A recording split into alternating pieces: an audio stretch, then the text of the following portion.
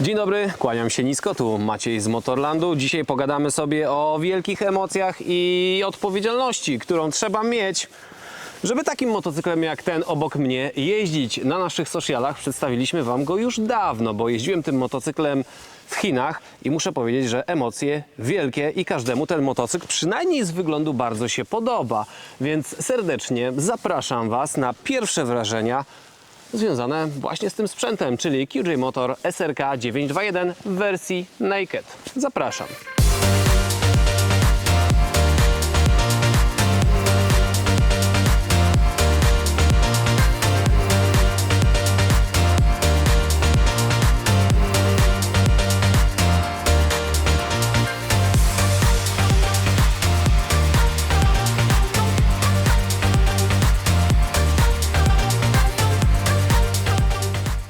No to na początek to najważniejsze pytanie. Dla kogo jest ten motocykl? Moi drodzy, na pewno nie dla osób początkujących, które nigdy wcześniej nie miały prawa jazdy albo przesiadają się ze 125. To jest sprzęt dla bardzo odpowiedzialnych ludzi, dlatego że jazda nim w zasadzie w każdej sekundzie przesuwa tą granicę, kiedy chcecie więcej, więcej i więcej, a niespecjalnie więcej tych umiejętności macie, więc to jest na pewno sprzęt dla tych, dla których adventurowe, szosowe, nakedy i inne motocykle to za mało. Dla osób, które potrzebują emocji, no i które się odpalają generalnie w jeździe na motocyklu, bo jazda tym motocyklem, a szczególnie w tych okolicznościach przyrody, powoduje, że łatwo stracić głowę. Jak stracicie głowę, to i stracicie prawo jazdy.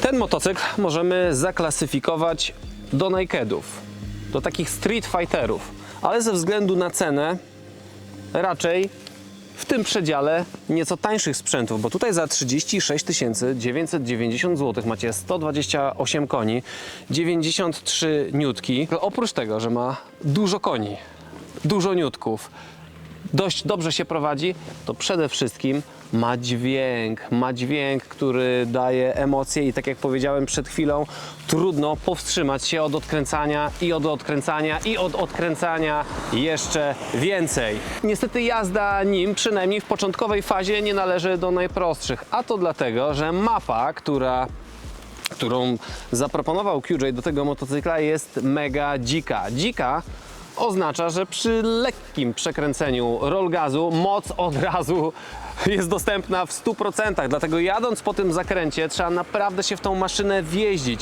przejechać kilka razy po to, no żeby nic złego Wam się nie stało. Ten motocykl brzmi tak dobrze na seryjnym wydechu, jak chyba żaden inny, nawet japoński. W ogóle nie boję się tego powiedzieć, bo nie jest to tylko moje zdanie, tylko również Wasze w komentarzach, bo tutaj możecie obejrzeć sobie onboard tego motocykla, czy onboard, takie POV, ale tylko z dźwiękiem. A jak nie chcecie tego zrobić, to ja Was teraz tam zabiorę.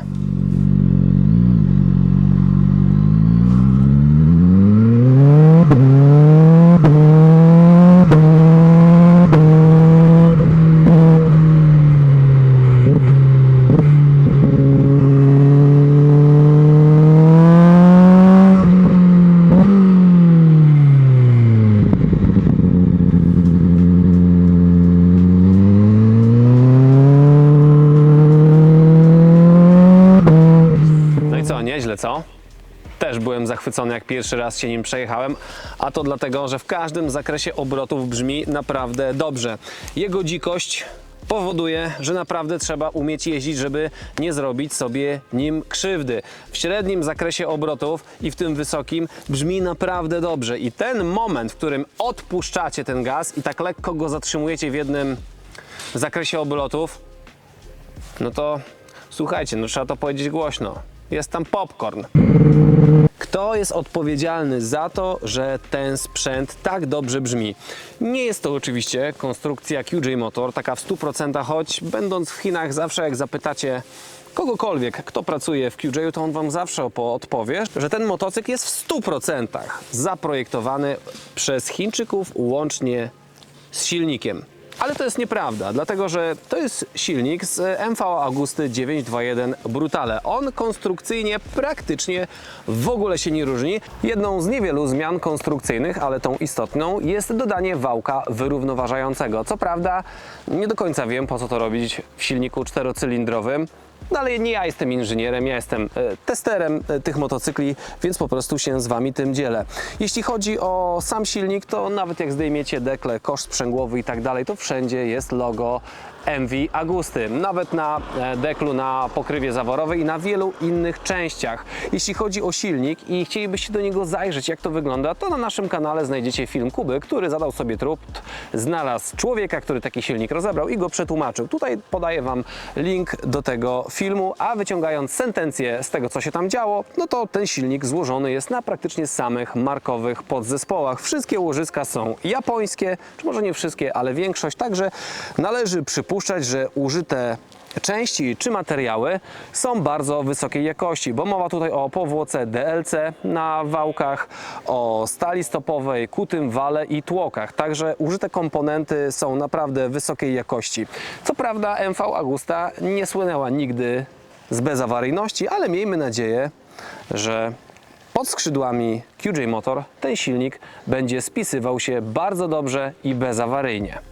Silnik ma 128 koni z małym okładem, 93 Nm i mimo tego, że jest to naked, to siedzi się na nim bardzo sportowo. Szczerze mówiąc, jak pierwszy raz usiadłem, to niespecjalnie przypadła mi do gustu ta pozycja, bo jak wiecie lub nie, ja jestem kierownikiem bardziej wyjazdowym i offroadowym. Tak by należało to nazwać, więc jazda takim motocyklem wymaga ode mnie chwili skupienia, wjeżdżenia się w tą maszynę, żeby było bezpiecznie. I teraz usiądę sobie na tym motocykl i zobaczycie, jak wyglądam. Ja mam 1,82 m i ważę 77 kg. Zobaczcie w szczególności, jak będą wyglądały moje stopy.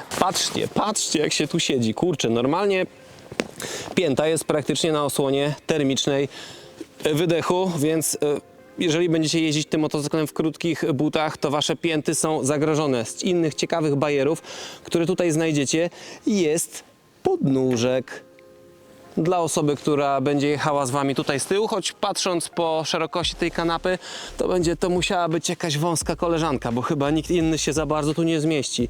No i ta koleżanka, jak będzie w trampkach albo w jakichś szpileczkach, no to jej buty też są zagrożone spłonięciem. Zajmijmy się teraz elektroniką i infotainmentem tego motocykla, bo jest naprawdę na czym oko zawiesić i z czego poużywać. Mamy tutaj kilka trybów jazdy i jeżeli jesteś niedoświadczony czy niedoświadczona i zechcesz sobie taki motocykl kupić, to zachęcam Cię do tego, aby najpierw spróbować się przejechać tym motocyklem w trybie Rain, który obcina moc, wyostrza działanie kontroli trakcji. Zwróćcie uwagę na kluczyk, jak jest trochę w niefortunnym miejscu, dlatego że cokolwiek przypięto do tego kluczyka będzie tłukło po tej plastikowej obudowie od baku. Zaraz nam się tutaj wszystko pięknie rozświetli, to sobie zobaczycie, jak to wygląda. Wydaje się mały, ale pozycja na tym motocyklu jest trochę jak na sporcie, pochylona do przodu, więc jesteście głową tutaj dosyć blisko. Mamy wiadomo godzinę, zapięty bieg, całkowity przebieg, dużą część monitora zajmuje obrotomierz. I teraz jakbyśmy sobie weszli do środka, to tutaj możecie ustawić sobie różne kwestie. Na przykład podłączyć telefon, w związku z czym będzie Wam się wyświetlała nawigacja. Jak pobierzecie sobie aplikację Carbit Ride, możecie włączyć lub wyłączyć Quick Shifter, który swoją drogą działa tu doskonale. Doskonale to znaczy, że bardzo dobrze działa i bardzo dobrze brzmi, co zresztą słyszeliście na onboardzie. Koniecznie nie należy ściągać ręki z roll gazu, żeby ten piękny dźwięk takiego strzału po prostu słyszeć. Quick Shifter, Launch Control, czujniki TPMS, tryb, te, o których Wam już powiedziałem. ABS, bardzo ciekawe, że w motocyklu szosowym mamy tryb offroadowy. Jasność, zegarek, jednostki, także w ten sposób to wygląda. Jak się zbliżacie do 10 000 obrotów, oczywiście wszystko miga na czerwono i ostrzega Was, że bieg należałoby już zmienić na wyższy. Nie sposób pominąć wygląd tego motocykla, no bo może on polaryzować. Ja szczerze mówiąc, jak go pierwszy raz zobaczyłem na zdjęciach, to ta lampa z przodu wydała mi się no taka mocno średnia. Można chyba, tak mi się wydawało, przynajmniej wtedy, zrobić to zdecydowanie ładniej i lepiej, ale to, co jest na zdjęciu, a to, co jest w rzeczywistości, to już jest zupełnie inna kwestia. I o ile przód tego motocykla może nawet nazwałbym przeciętny, mimo tego fikuśnego kształtu LEDów, o tyle jak przejdziemy sobie już z boczku i zobaczymy ten motocykl z profilu i szczególnie jak na nim jedziecie i ktoś Was widzi, no to wygląda to naprawdę zarąbiście, obłędnie. Dlatego do tego motocykla warto byłoby kupić sobie jakąś skórzaną kurtkę, ewentualnie dżinsy do tego, żeby dobrze na takim sprzęciku wyglądać. Także bok wygląda świetnie. Tutaj macie pług taki metalowy, który przykrywa wydech i katalizator, bo ten katalizator to dosyć wielka pucha. Może nie szczególnie jestem fanem tych setów, na których trzyma się nogi, no bo wyglądają trochę jak kobiece zabawki. Hamulec bardzo odsunięty do tyłu, także ta pozycja jest tutaj sportowa. Przechodząc dalej do tyłu, nie sposób nie zauważyć, że koło, mocowanie koła i ten monowahacz jest w zasadzie identyczny jak w MV Agustie. Nie jestem wielkim fanem może tych wydechów, o ile te osłony termiczne jeszcze powiedzmy całkiem sensownie wyglądają, o tyle te naklejki, no ja bym to po prostu zerwał, bo wygląda umiarkowanie. Opony Pirelli Diablo Rosso 4 to są porządne gumy, można weekendowo bez problemu na tor pojechać i używać tego motocykla nawet na torze. Teraz przechodząc do tyłu, no to moim zdaniem ten bok i tył z profilu pod kątem 45 stopni wygląda naprawdę imponująco. Jednym z pierwszych elementów, który najbardziej rzuca się w oczy, jest kanapa. O tej z tyłu już sporo powiedzieliśmy, natomiast jeśli chodzi o materiał, to jest taka piękna perforowana eko skóra z prawdziwą czerwoną nitką. W motocyklach budżetowych jest to zazwyczaj wytłoczka. No tutaj widać włoski sznyt, styl, design. Wygląda to naprawdę fajnie i uwaga, nie tylko wygląda, ale jest też bardzo wygodne, więc na dalsze trasy okołokominowe jak najbardziej się nadaje. Taka sytuacja. Zobaczcie, jak wyglądają lampy z tyłu. No nie ma opcji, żeby pomylić ten motocykl z jakimkolwiek innym. Na tym wyjeździe dość długo jechałem za tym sprzęcikiem, bo prowadziłem SRK 800, a te dwa jechały przede mną i ten zestaw wydechów skomponowany razem z tą lampą wygląda trochę jak taki mały diabełek, który by chciał do ciebie strzelić z armatki. I tak też brzmi diabelsko. Ale żeby nie popaść w jakiś przesadny samozachwyt, no to też trzeba powiedzieć o kilku rzeczach, które mi się na przykład nie podobają i wolałbym to zmienić, jak to by był mój motocykl. Na pewno zastanowiłbym się nad tymi wszystkimi naklejkami czerwonymi. Jest ich tutaj całkiem sporo. O wydechu już powiedziałem, bo bez tych naklejek moim zdaniem prezentowałoby się to dużo lepiej. I to, uwaga, co mi nie pasuje, nie o to chodzi, że mi się to nie podoba, po prostu nie pasują mi te customowe lusterka do takiego nakeda, bo szczerze mówiąc całkiem nieźle w nich widać jak na ich umiejscowienie, no ale jak to by był mój motocykl, to ja bym chyba jednak wolał zamontować coś innego, a miejsce tutaj jest, ale może będzie wtedy głupio wyglądało?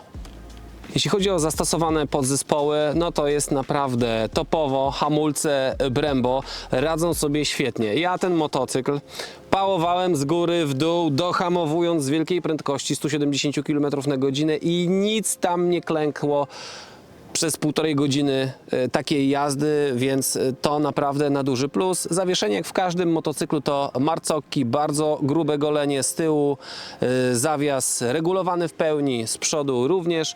Na dole w opisie filmu znajdziecie sobie wszystkie parametry i detale, które Was interesują. I to co na minus to na pewno to coś, bo z przodu kamera jest, a tutaj jest, ale tylko miejsce na tą kamerę. Tak to wygląda. Chyba sobie samemu trzeba jakąś otwornicą to wydrylować i kabelek pociągnąć. I ostatnia rzecz, która niespecjalnie podoba mi się w tym motocyklu, ale to oczywiście tylko wrażenia artystyczne, bo chodzi o to, czy to działa, czy nie działa, jest amortyzator skrętu umiejscowiony w takim miejscu, w jakim jest umiejscowiony. Zobaczcie sami. Tak oto właśnie wygląda jego umiejscowienie. To, co jeszcze na minus, ale już naprawdę ostatni, to promień wychylenia kierownicy. Jest naprawdę mały. Jak na motocykl uliczny do jazdy po mieście, to naprawdę trzeba się przyłożyć, żeby naraz zawrócić na asfaltowej drodze. No ale wiadomo, z jakiegoś powodu powiedziałem na początku, że jest to motocykl dla osób, które są bardziej doświadczone niż mniej.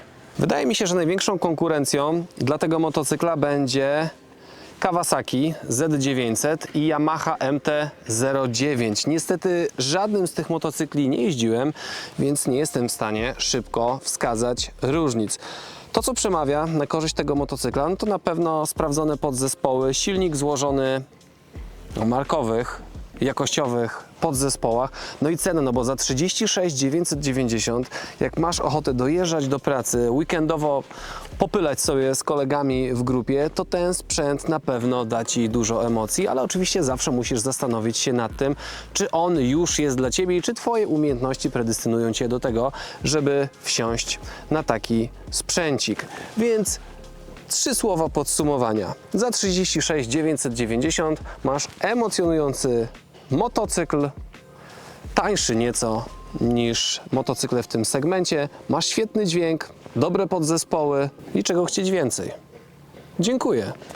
Zapraszam na inne filmy na tym kanale. Koniecznie zostaw subskrypcję, aby nie ominęły Cię żadne nowe produkcje. No i koniecznie zajrzyj do pierwszego komentarza i do opisu filmu. Znajdziesz tam możliwość zarejestrowania się na jazdę testową. A jeśli masz ochotę obejrzeć ten motocykl z bliska, to zapraszam Cię na Warsaw Motorcycle Show, na którym ten motocykl będziemy wystawiać. Dziękuję, pozdrawiam, ciao i do zobaczenia. Co tam z jakimiś motocyklami? Dwa. Pójdę i zasłonię, żeby Nie, była kurwa! tam! No fajnie było, kurwa! Montażysto, wstaw tę głupią mordę. Dzięki.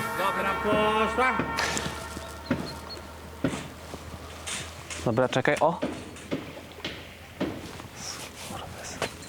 Weź tego młota tam odłóż.